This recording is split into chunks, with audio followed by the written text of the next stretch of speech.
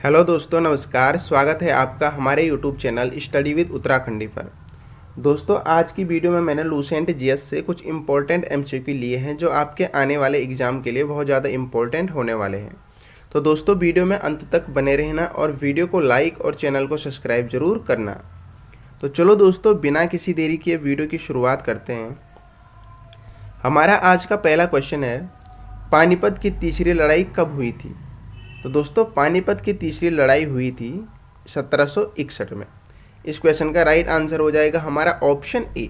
अब दोस्तों, क्वेश्चन ये बनता है कि पानीपत की तीसरी लड़ाई हुई थी 1761 में, लेकिन ये किसके बीच हुई थी, किसके मध्य लड़ी गई थी ये लड़ाई? तो दोस्तों, पानीपत की तीसरी लड़ाई जो लड़ी गई थी दोस्तों, वो पेशवा बाजीराव द्वितीय और अहमद शाह अब्दाली के बीच लड़ी गई थी। ये भी आपको बिल्कुल याद रखना है, किसके बीच लड़ी गई थी? तो आप बताएंगे पेशवा बाजीराव द्वितीय और अहमद शाह अब्दाली के बीच लड़ी गई थी। और दोस्तों, एक क्वेश्चन यहाँ पे और बनता है कि किस इतिहासकार ने पानीपत की तीसरी लड़ाई को स्वयं होते हुए देखा था? बहुत ज़्यादा इंपॉर्टेंट फैक्ट है दोस्तों कि किस इतिहासकार ने पानीपत की तीसरी लड़ाई को स्वयं होते हुए देखा है। क्वेश्चन बन सकता है दोस्तों। तो ये देखा था दोस्तों काजीराव पंडित ने। ये भी आपको बिल्कुल याद रखना है, एक नंबर के लिए क्वेश्चन बिल्कुल बन सकता है कि किस इतिहासकार ने पानीपत की तीसरी लड़ाई को स्वयं होते हुए देखा था? तो आप बताएंगे काजीराव पंडित ने। पानीपत की तीसरी लड़ाई कब हुई थी? आप बताएंगे 1761 में। और किसके बीच हुई थी? आप बताएंगे पेशवा बाजीराव द्वितीय और अहमद शाह अब्दाली के बीच। बढ़ते हैं अगले क्वेश्चन की तरफ। अगला क्वेश्चन है हमारा, हल्दी घाटी युद्ध के पीछे अकबर का मुख्य उद्देश्य क्या था? तो दोस्तों, हल्दी घाटी युद्ध के पीछे अकबर का मुख्य उद्देश्य था राणा प्रताप को अपने अधीन करना। इस क्वेश्चन का राइट आंसर हो जाएगा हमारा ऑप्शन ए।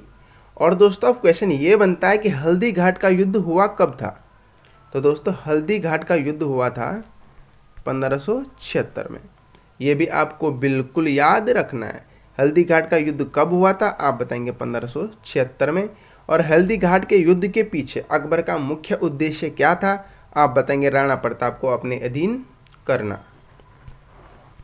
बढ़ते हैं अगले क्वेश्चन की तरफ। अगला क्वेश्चन है हमारा, वास्को डी गामा भारत कब आया था? तो दोस्तों, वास्को डी गामा 1498 में भारत आया था। इस क्वेश्चन का राइट आंसर हो जाएगा हमारा ऑप्शन सी। और दोस्तों, वास्को डी गामा जब 1498 में भारत आया तो वो भारत में सर्वप्रथम कहाँ आया था? ये क्वेश्चन बन सकता है। तो दोस्तों, वास्को डी गामा 1498 में सर्वप्रथम भारत में दोस्तों कालीकट नामक स्थान पर आया था। ये भी आपको बिल्कुल याद रखना है। वास्को डी गामा भारत कब आया था? आप बताएंगे 1498 में।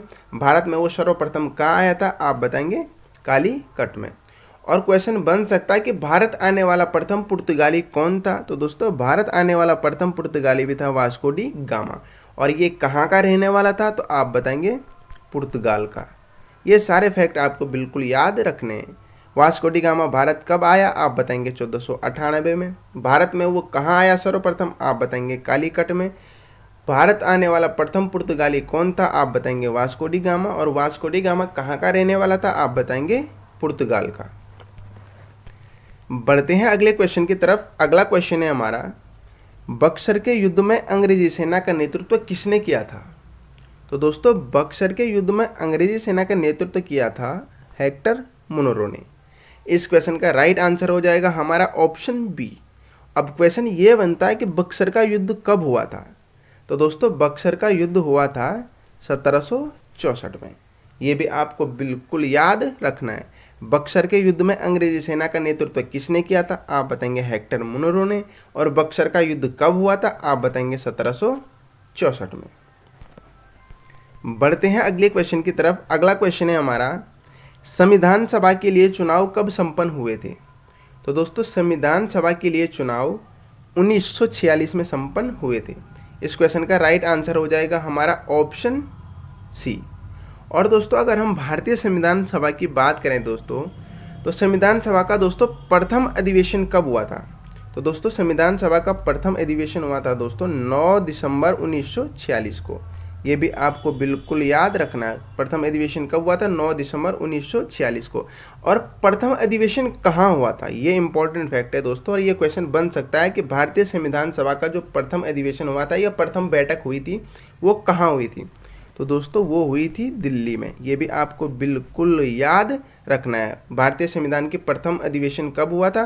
9 दिसंबर 1946 को। और कहाँ हुआ था? दिल्ली में हुआ था। ये भी आपको बिल्कुल याद रखना है। और दोस्तों जो प्रथम अधिवेशन हुआ था उसकी अध्यक्षता किसके द्वारा की गई थी? तो आप बताएंगे सच्चिदानंद सिन्हा जी के द्वारा की गई थी। बढ़ते हैं अगले क्वेश्चन की तरफ। अगला क्वेश्चन है हमारा, राज्य के नीति निर्देशक तत्वों का उल्लेख भारतीय संविधान के किस भाग में है? तो दोस्तों राज्य के नीति निर्देशक तत्वों का उल्लेख भारतीय संविधान के दोस्तों भाग 4 में है। इस क्वेश्चन का राइट आंसर हो जाएगा हमारा ऑप्शन बी। और दोस्तों जो भारतीय संविधान में दोस्तों जो नीति निर्देशक तत्व लिए गए हैं उनका उल्लेख दोस्तों किस अनुच्छेद में किया गया है, ये क्वेश्चन बन सकता है। अगर भाग पूछा जाए आपसे कि नीति निर्देशक तत्वों का उल्लेख भारतीय संविधान के किस भाग में है, तो आप बताएंगे भाग 4। लेकिन अगर अनुच्छेद पूछा जाए कि किस अनुच्छेद में नीति निर्देशक तत्वों का उल्लेख किया गया है, तो आप बताएंगे अनुच्छेद 36 से 51 में। ये भी आपको बिल्कुल याद रखना है। और जो भारतीय संविधान में नीति निर्देशक तत्व लिए गए हैं वो किस देश के संविधान से लिए गए हैं? तो आप बताएंगे आयरलैंड के संविधान से। ये भी आपको बिल्कुल याद रखना है। भारत राज्य के नीति निर्देशक तत्वों का उल्लेख भारतीय संविधान के किस भाग में? आप बताएंगे भाग 4 में। और अगर अनुच्छेद पूछा जाए तो अनुच्छेद 36 से 51 के अंतर्गत क्या किया गया है? नीति निर्देशक तत्वों का वर्णन किया गया है। और भारतीय संविधान में नीति निर्देशक तत्व किस देश के संविधान से लिए गए हैं? आप बताएंगे आयरलैंड के। बढ़ते हैं अगले क्वेश्चन की तरफ। अगला क्वेश्चन और बहुत ज़्यादा इंपॉर्टेंट क्वेश्चन है, भाषाई आधार पर गठित प्रथम राज्य है। तो दोस्तों भाषाई आधार पर प्रथम गठित राज्य है दोस्तों आंध्र प्रदेश। इस क्वेश्चन का राइट आंसर हो जाएगा हमारा ऑप्शन डी। और दोस्तों आंध्र प्रदेश को भाषाई राज्य के रूप में कब गठित किया गया? क्वेश्चन ये बन सकता है, भाषाई आधार पर गठित प्रथम राज्य तो आंध्र प्रदेश है, लेकिन इसको भाषाई राज्य के रूप में कब गठित किया गया था? तो आप बताएंगे 1953 में। ये भी आपको बिल्कुल याद रखना है। भाषाई आधार पर गठित प्रथम राज्य कौन है? आप बताएंगे आंध्र प्रदेश। और भाषाई आधार पर कब गठित किया गया था आंध्र प्रदेश को? तो आप बताएंगे 1953 में। बढ़ते हैं अगले क्वेश्चन की तरफ। अगला क्वेश्चन और बहुत ज़्यादा इंपॉर्टेंट क्वेश्चन है, सबसे अधिक उम्र में प्रधानमंत्री पद पर आसीन होने वाले व्यक्ति थे। तो दोस्तों सबसे अधिक उम्र में प्रधानमंत्री पद पर आसीन होने वाले व्यक्ति थे दोस्तों मोरारजी देसाई। इस क्वेश्चन का राइट आंसर हो जाएगा हमारा ऑप्शन ए।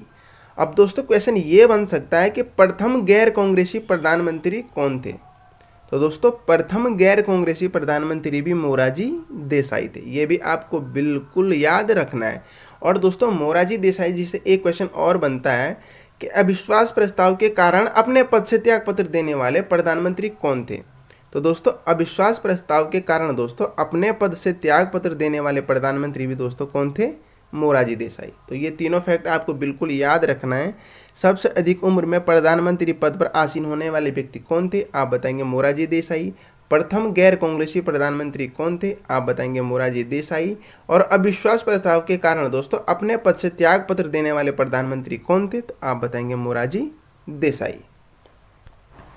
बढ़ते हैं अगले क्वेश्चन की तरफ। अगला क्वेश्चन है हमारा, भारतीय रुपये का सर्वप्रथम किस वर्ष अवमूल्यन किया गया?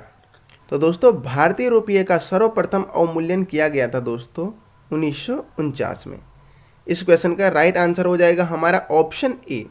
और दोस्तों भारतीय रुपये का अंतिम बार अवमूल्यन कब किया गया था? तो दोस्तों भारतीय रुपये का अंतिम बार अवमूल्यन किया गया था 1991 में। ये भी आपको बिल्कुल याद रखना है। भारतीय रुपये का सर्वप्रथम अवमूल्यन कब किया गया था? आप बताएंगे 1949 में। और अंतिम बार कब अवमूल्यन किया गया भारतीय रुपये का? आप बताएंगे 1991 में। और दोस्तों क्वेश्चन बन सकता है कि अब तक भारतीय रुपये का कितनी बार अवमूल्यन हो चुका है? तो दोस्तों अब तक भारतीय रुपये का दोस्तों 3 बार अवमूल्यन हो चुका है। ये भी आपको बिल्कुल याद रखना है। बढ़ते हैं अगले क्वेश्चन की तरफ। अगला क्वेश्चन है हमारा, हाल ही में आरबीआई द्वारा जारी 50 के नोट के पृष्ठ भाग में निम्नलिखित में से किसका रूपांकन किया गया है? तो दोस्तों हाल ही में आरबीआई द्वारा दोस्तों 50 के नोट के पृष्ठ भाग पे दोस्तों हम्पी के पत्थर से बने रथ का वो किया गया है, रूपांकन किया गया है। इस क्वेश्चन का राइट आंसर हो जाएगा हमारा ऑप्शन सी। बढ़ते हैं अगले क्वेश्चन की तरफ। अगला क्वेश्चन है और बहुत ज़्यादा इंपॉर्टेंट क्वेश्चन है, भारत की प्रथम खनिज नीति कब घोषित हुई थी? तो दोस्तों भारत की प्रथम खनिज नीति दोस्तों 1951 में घोषित हुई थी। इस क्वेश्चन का राइट आंसर हो जाएगा हमारा ऑप्शन डी। और दोस्तों क्वेश्चन बन सकता है कि भारत सरकार द्वारा नई राष्ट्रीय खनिज नीति की घोषणा कब किस वर्ष की गई थी? तो दोस्तों भारत सरकार द्वारा नई राष्ट्रीय खनिज नीति की घोषणा की गई थी 1993 में। ये भी आपको बिल्कुल याद रखना है। भारत की प्रथम खनिज नीति कब घोषित की गई थी? आप बताएंगे 1951 में। और भारत सरकार द्वारा नई राष्ट्रीय खनिज नीति की घोषणा कब की गई थी, किस वर्ष की गई थी? तो आप बताएंगे 1993 में। बढ़ते हैं अगले क्वेश्चन की तरफ। अगला क्वेश्चन है हमारा, वर्नाक्यूलर प्रेस एक्ट किसके कार्यकाल में पारित हुआ था? तो दोस्तों वर्नाक्यूलर प्रेस एक्ट दोस्तों लॉर्ड लिटन के कार्यकाल में पारित हुआ था। इस क्वेश्चन का राइट आंसर हो जाएगा हमारा ऑप्शन ए। और दोस्तों जो vernacular press act Lord Lytton के कार्यकाल में पारित हुआ था दोस्तों, ये कब हुआ था? तो आप बताएंगे 1878 में। ये भी आपको बिल्कुल याद रखना है। वर्नाक्यूलर प्रेस एक्ट किसके कार्यकाल में पारित हुआ था? आप बताएंगे लॉर्ड लिटन के। और कब हुआ था? तो आप बताएंगे 1878 में। और दोस्तों जो वर्नाक्यूलर प्रेस एक्ट था दोस्तों, वो पारित तो लॉर्ड लिटन के कार्यकाल में हुआ था 1878 में। लेकिन दोस्तों क्वेश्चन बन सकता है कि वर्नाक्यूलर प्रेस एक्ट को किसके द्वारा रद्द किया गया था? तो दोस्तों लॉर्ड रिपन के द्वारा दोस्तों इसको रद्द किया गया था 1882 में। ये फैक्ट भी दोस्तों आपको बिल्कुल याद रखना है। वर्नाक्यूलर प्रेस एक्ट किसके कार्यकाल में पारित हुआ था? तो पारित हुआ था लॉर्ड लिटन के कार्यकाल में 1878 में। और इस वर्नाक्यूलर प्रेस एक्ट को किसने रद्द किया था? तो दोस्तों रद्द किया था इसको लॉर्ड रिपन ने 1882 में। तो ये फैक्ट दोनों आपको बिल्कुल याद रखने हैं। बढ़ते हैं अगले क्वेश्चन की तरफ। अगला क्वेश्चन है हमारा, दिल्ली का लाल किले का निर्माण किसने करवाया था? तो दोस्तों दिल्ली के जो लाल किले का निर्माण करवाया गया था वो शाहजहां के द्वारा करवाया गया था। इस क्वेश्चन का राइट आंसर हो जाएगा हमारा ऑप्शन बी। और दोस्तों क्वेश्चन बन सकता है कि आगरे के लाल किला किसने बनवाया था, या आगरे के लाल किले का निर्माण किसने करवाया था? तो दोस्तों आगरे के लाल किले का निर्माण करवाया था अकबर ने। ये भी आपको बिल्कुल याद रखना है। अगर आपसे दिल्ली का लाल किले का निर्माण पूछा जाए तो दिल्ली के लाल किले का निर्माण करवाया था शाहजहां ने। और अगर आगरा का लाल किले का निर्माण पूछा जाए तो आगरे के लाल किले का निर्माण करवाया था अकबर ने। बढ़ते हैं अगले क्वेश्चन की तरफ। अगला क्वेश्चन है हमारा, संघ लोक सेवा आयोग का गठन संविधान के किस अनुच्छेद के तहत किया गया है? तो दोस्तों संघ लोक सेवा आयोग का जो गठन किया गया है वो संविधान के अनुच्छेद 315 के तहत किया गया है। इस क्वेश्चन का राइट आंसर हो जाएगा हमारा ऑप्शन बी। और दोस्तों संघ लोक सेवा आयोग के जो कार्यों का उल्लेख किया जाता है दोस्तों, वो भारतीय संविधान के किस अनुच्छेद के अंतर्गत किया जाता है? क्वेश्चन ये बन सकता है। तो दोस्तों संघ लोक सेवा आयोग के जो कार्यों का उल्लेख किया जाता है दोस्तों, वो भारतीय संविधान के अनुच्छेद 320 के तहत किया जाता है। ये भी आपको बिल्कुल याद रखना है। संघ लोक सेवा आयोग का गठन, अगर गठन पूछा जाए आपसे कि संघ लोक सेवा आयोग का गठन संविधान के किस अनुच्छेद के तहत किया गया, तो दोस्तों गठन किया गया था अनुच्छेद 351 के तहत। और संघ लोक सेवा आयोग का जो कार्यों का उल्लेख होता है दोस्तों, वो संविधान के अनुच्छेद 320 के अंतर्गत किया जाता है। ये भी आपको बिल्कुल याद रखना है। बढ़ते हैं अगले क्वेश्चन की तरफ। अगला क्वेश्चन है हमारा और बहुत ज़्यादा इंपॉर्टेंट क्वेश्चन है दोस्तों, और ये एक प्रीवियस ईयर क्वेश्चन है। तुगलक वंश का तीसरा शासक कौन था? तो दोस्तों तुगलक वंश का तीसरा शासक था फिरोज तुगलक। इस क्वेश्चन का राइट आंसर हो जाएगा हमारा ऑप्शन सी। अब फिरोज तुगलक से दोस्तों बहुत सारे क्वेश्चन बनते हैं और क्वेश्चन बनेंगे दोस्तों। क्वेश्चन बन सकता है फिरोज तुगलक से दोस्तों कि ब्राह्मणों पर जजिया कर लगाने वाला दिल्ली सल्तनत का प्रथम शासक कौन था? तो दोस्तों ब्राह्मणों पर जजिया कर लगाने वाला दिल्ली सल्तनत का दोस्तों प्रथम शासक था फिरोज तुगलक। ये भी आपको बिल्कुल याद रखना है। और दोस्तों एक क्वेश्चन और बनता है कि किसानों पर सिंचाई कर लगाने वाला प्रथम शासक कौन था? तो दोस्तों किसानों पर सिंचाई कर लगाने वाला प्रथम शासक भी दोस्तों फिरोज तुगलक था। ये आपको बिल्कुल याद रखना है। तुगलक वंश का तीसरा शासक कौन था? आप बताएंगे फिरोज तुगलक। और जजिया कर, ब्राह्मणों पर जजिया कर लगाने वाला दिल्ली सल्तनत का प्रथम शासक कौन था? आप बताएंगे फिरोज तुगलक। और किसानों पर सिंचाई कर लगाने वाला प्रथम शासक कौन था? तो आप बताएंगे फिरोज तुगलक। तो फिरोज तुगलक से ये सारे फैक्ट आपको बिल्कुल याद रखने हैं। बढ़ते हैं अगले क्वेश्चन की तरफ। अगला क्वेश्चन और बहुत ज़्यादा इंपॉर्टेंट क्वेश्चन है कि जर्मनी के किस शासक ने आत्महत्या की थी? तो दोस्तों जर्मनी के जो शासक थे दोस्तों हिटलर ने दोस्तों आत्महत्या करी थी। इस क्वेश्चन का राइट आंसर हो जाएगा हमारा ऑप्शन ए। अब क्वेश्चन ये बनता है कि जर्मनी का जो हिटलर था शासक जिसने आत्महत्या करी थी, वो आत्महत्या कब करी थी? तो दोस्तों हिटलर ने आत्महत्या करी थी 30 अप्रैल 1945 को। ये भी आपको बिल्कुल याद रखना है। जर्मनी के किस शासक ने आत्महत्या करी थी? तो आप बताएंगे हिटलर ने। कब करी थी? तो आप बताएंगे 30 अप्रैल 1945 को। और दोस्तों जर्मनी का तानाशाह शासक किसे कहा जाता है? क्वेश्चन ये भी बनता है। तो दोस्तों जर्मनी का तानाशाह शासक भी दोस्तों हिटलर को कहा जाता है।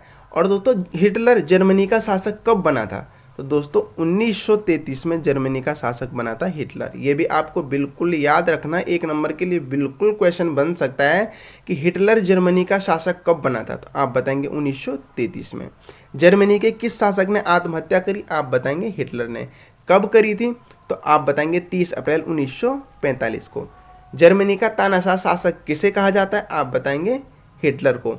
और दोस्तों अगर हम हिटलर के शासनकाल की बात करें कि हिटलर ने देखो जर्मनी का शासक हिटलर कब बना था? 1933 में। तो दोस्तों अगर हम हिटलर के शासनकाल की बात करें तो 1933 से लेकर और 1945 तक हिटलर ने क्या किया? शासन किया। तो ये भी आपको बिल्कुल याद रखना है। हिटलर का शासनकाल कब से कब तक था? तो आप बताएंगे 1933 से 1945 तक। तो ये सारे फैक्ट आपको याद रखने हैं। बढ़ते हैं अगले क्वेश्चन की तरफ। अगला क्वेश्चन है हमारा, विजयनगर साम्राज्य की स्थापना कब की गई थी? तो दोस्तों विजयनगर साम्राज्य की स्थापना की गई थी 1936 में। इस क्वेश्चन का राइट आंसर हो जाएगा हमारा ऑप्शन ए।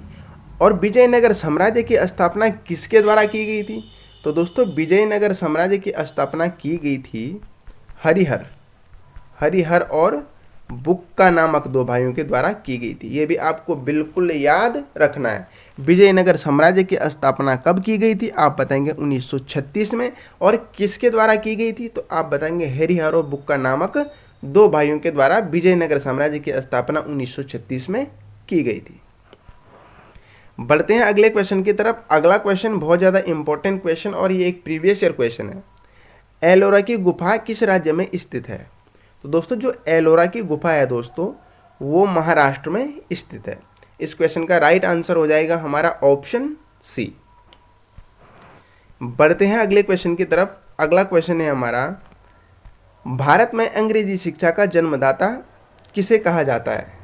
तो दोस्तों भारत में अंग्रेजी शिक्षा का जन्मदाता कहा जाता है लॉर्ड मैकाले को। इस क्वेश्चन का राइट आंसर हो जाएगा हमारा ऑप्शन सी। भारत में अंग्रेजी शिक्षा का जन्मदाता किसे कहा जाता है? आप बताएंगे लॉर्ड मैकाले को। अगला क्वेश्चन और आज का अंतिम क्वेश्चन है हमारा, आर्थिक उदारीकरण का जनक किसे कहा जाता है? तो दोस्तों आर्थिक उदारीकरण का जनक किसे कहा जाता है ये आप लोग मुझे कमेंट बॉक्स में ज़रूर बताना। तो दोस्तों ये थे हमारे आज के कुछ इंपॉर्टेंट MCQ। आशा करता हूँ आपको वीडियो अच्छी लगी होगी। दोस्तों अगर आपको वीडियो अच्छी लगती है तो प्लीज़ रिक्वेस्ट है आपसे वीडियो को लाइक और चैनल को सब्सक्राइब जरूर करें। Thank you.